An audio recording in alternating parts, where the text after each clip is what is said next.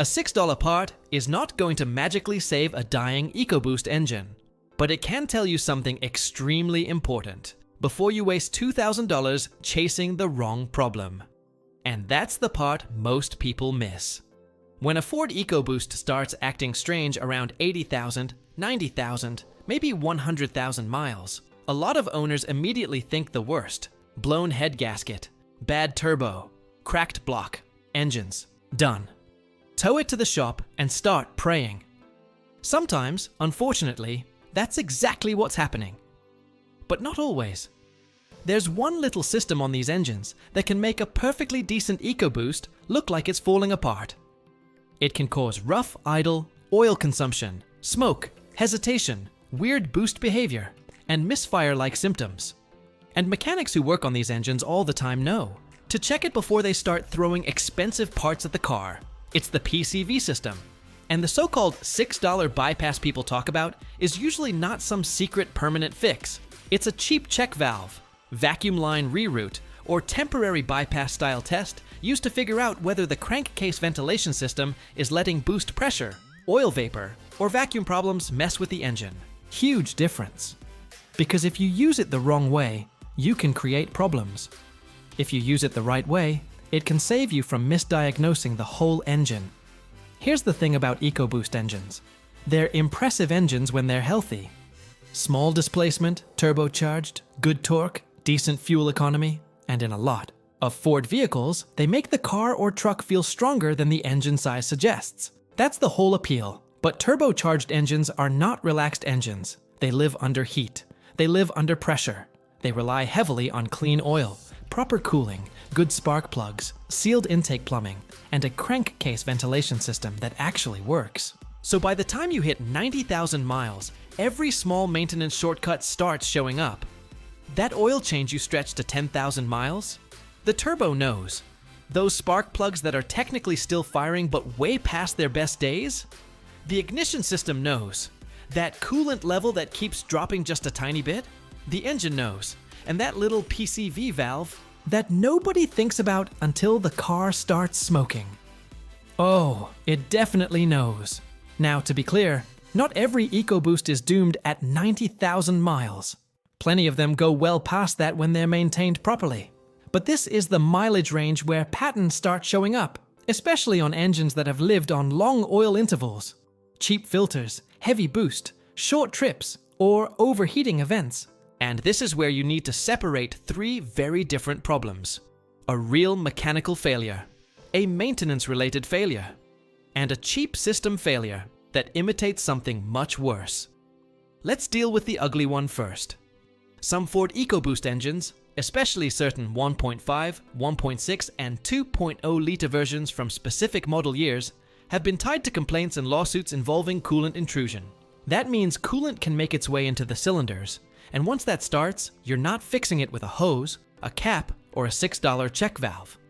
The symptoms can look like this: cold start misfire, white smoke from the exhaust, coolant level slowly dropping with no obvious leak, rough running after the car sits overnight, overheating, a check engine light with misfire codes, and in bad cases, the engine can get damaged badly enough that the repair becomes a long block, short block, or major engine job. This is where a lot of bad internet advice becomes dangerous.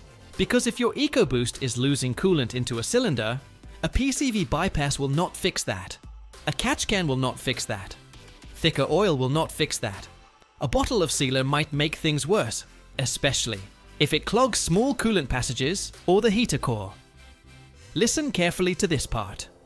Before you touch the PCV system, before you order random parts, check the coolant behavior. If the reservoir keeps dropping and there's no external leak, you need a real diagnosis. Pressure test the cooling system. Pull the plugs. Look for one unusually clean spark plug. Check the cylinders with a borescope if possible. Do a block test. Do a compression or leak down test if needed. Because that is not the same problem as oil vapor in the intake. And if a shop tells you the engine is bad, don't just accept the sentence without asking what test proved it.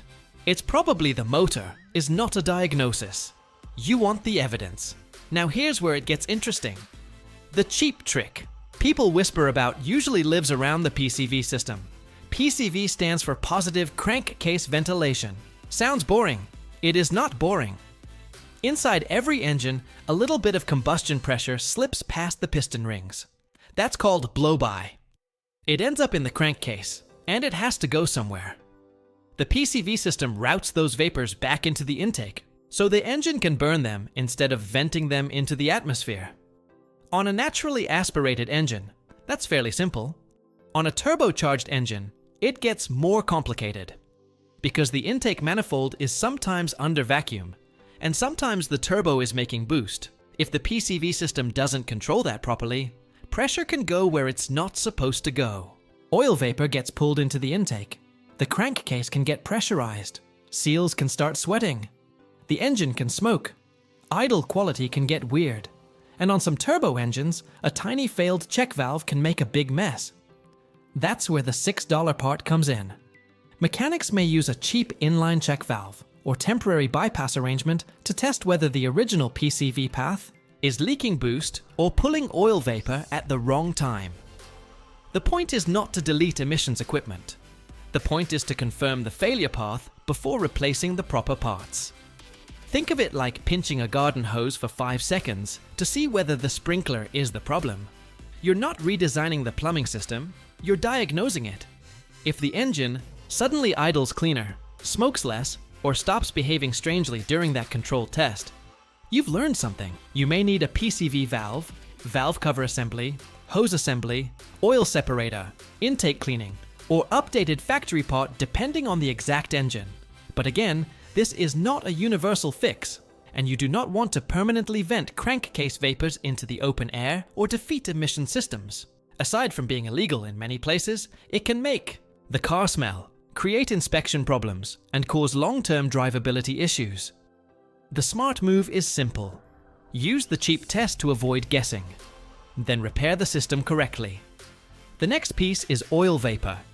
Many EcoBoost engines use direct injection. Direct injection sprays fuel directly into the combustion chamber instead of washing over the back of the intake valves. That helps performance and efficiency, but it also means the intake valves don't get the same fuel cleaning effect that port-injected engines used to get. So what happens? Oil vapor from the PCV system can coat the intake tract. Over time, the back of the intake valves can collect carbon buildup. The engine may start to idle rough, lose response, stumble under load, or feel lazy compared with how it used to feel. This is why you'll hear people talk about catch cans. A catch can is a device that tries to separate oil mist from the PCV vapor before it goes back into the intake. Some owners swear by them. Some mechanics install them on their own vehicles. But you need to be honest about the trade-off. A catch can is not a repair for a broken engine. It's not a cure for coolant intrusion. It's not a substitute for oil changes. And depending on your state, province, or inspection rules, modifying the crankcase ventilation system can create emissions compliance issues. But as a maintenance strategy, especially on engines prone to oily intake residue, it can reduce how much oil vapor gets fed back through the intake. That may help keep things cleaner. The keyword is may.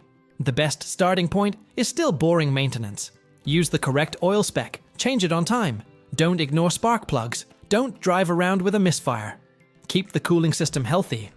And if you're buying a used EcoBoost, look inside the intake piping and check for excessive oil pooling before you hand over the cash. That 5-minute inspection can tell you a lot about how the engine has been living.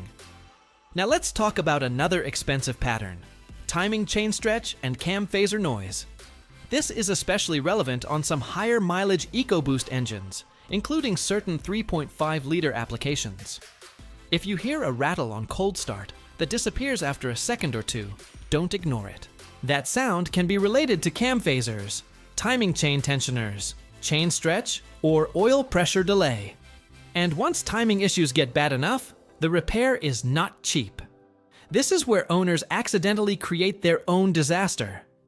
They wait because the noise goes away. They wait because the truck still drives. They wait because the check engine light isn't on yet. And then, one day, the rattle gets longer. The codes show up, the timing is off, and the estimate makes them feel like they got punched. Turbocharged engines punish dirty oil. They just do. Oil is not only lubricating the engine, it's protecting the turbo bearings, feeding timing components, helping control variable valve timing, and carrying heat away from critical parts. So when someone says, "I changed the oil whenever the monitor told me," that's not always enough for a hard-used EcoBoost. Short trips, towing, hot weather, stop-and-go traffic, and heavy boost all make the oil work harder. If you own one of these engines and you want it to live, don't treat oil changes like a suggestion. Treat them like cheap insurance. So what should you actually do if your EcoBoost is around 90,000 miles and starting to act suspicious? Start with coolant. Mark the coolant reservoir with a paint pen when the engine is cold. Drive normally for a week. Check it cold again. If the level is dropping, don't ignore it. Look for external leaks first, but if you can't find any, start thinking internal leak testing. Next, pull codes even if the check engine light is not on. Pending misfire codes matter. Cylinder-specific patterns matter. A random misfire is different from cylinder 2 misfiring every cold start. Then inspect the spark plugs. If one plug looks steam cleaned compared with the others, that's a warning sign. If all the plugs are worn out, replace them with the correct plugs and gap. These engines are sensitive to ignition health. After that, inspect the intake tract. A little oily film is common. Heavy oil pooling is not something to shrug off. Check the PCV hoses. Check for cracked plastic fittings. Check for collapsed lines.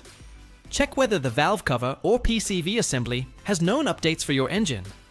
Then, and only then, consider the PCV bypass style test, not as a permanent modification, as a controlled diagnostic. If changing or isolating that PCV path changes the symptoms, you've found a direction. Now repair it correctly. And finally, check your VIN for Ford bulletins, recalls, and customer satisfaction programs. Don't assume your car is included because someone online had the same engine. Ford programs are often VIN-specific, time-specific, and mileage-specific. You need the exact vehicle. The biggest mistake EcoBoost owners make is trying to turn one symptom into one answer. White smoke must be turbo. Misfire must be plugs. Oil in intake must be engine blow-by. Coolant loss must be a hose. No. Slow down. These engines need diagnosis in layers. Coolant system, ignition system, PCV system, boost system, timing system, oil history. When you go in that order, the picture gets clearer. And this is why the $6 bypass idea became popular. Not because it fixes every EcoBoost, it became popular because it gives mechanics a quick way to test one sneaky system before condemning expensive parts. But if somebody sells it to you as a permanent cure for EcoBoost failure, walk away. That's not a mechanic, that's a storyteller with a parts link. So here's the real takeaway. At 90,000 miles, an EcoBoost doesn't need panic. It needs evidence. A $6 PCV check valve or bypass style test can point you toward a real problem, but it cannot save an engine with coolant intrusion, stretched timing components, or years of neglected oil changes. Check the coolant, read the codes, inspect the plugs, look at the intake, test the PCV system. Then make the repair that actually matches the evidence. That's how you avoid turning a small problem into a massive bill. And if you own an EcoBoost, drop your engine size, mileage, and symptoms in the comments. Rough start, coolant loss, smoke, timing rattle? I want to know what pattern you're seeing, because these details help other owners catch problems earlier. Round. I'll keep digging into the repairs, shortcuts, and maintenance habits that actually help cars last, not the internet myths that empty your wallet.